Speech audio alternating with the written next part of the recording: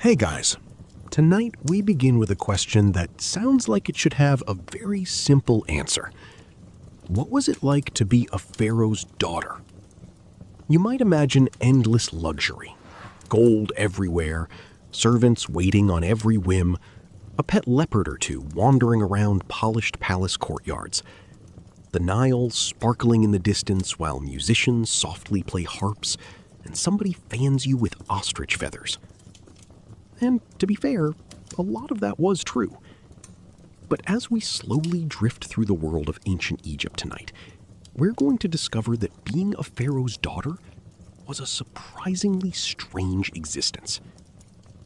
Because while ordinary Egyptian girls worried about chores, harvests, marriages, and household work, a pharaoh's daughter had a completely different set of problems.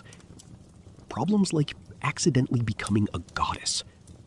Problems like being married to your brother. Problems like discovering that your father was considered a living god by millions of people. And perhaps most awkwardly of all, problems involving royal family trees that looked less like trees and more like circles. So settle in, dim the lights, get comfortable.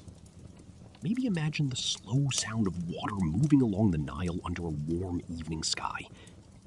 And let's spend some time with the daughters of ancient Egypt, because their lives were far stranger than most people realize. To begin with, we should clear up one common misconception. When people hear the word princess, they often imagine a neat and familiar role.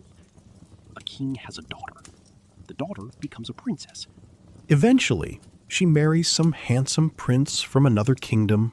Everybody attends a wedding. The end. Ancient Egypt looked at this arrangement and politely ignored almost all of it. Egyptian royal families operated according to rules that often feel unusual to modern readers. The pharaoh was not simply a king.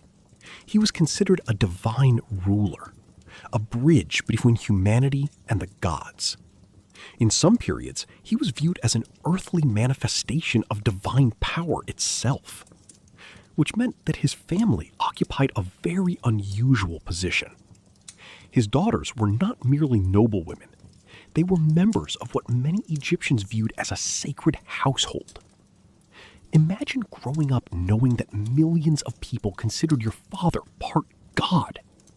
That would probably create some interesting family dinners. You complain about vegetables,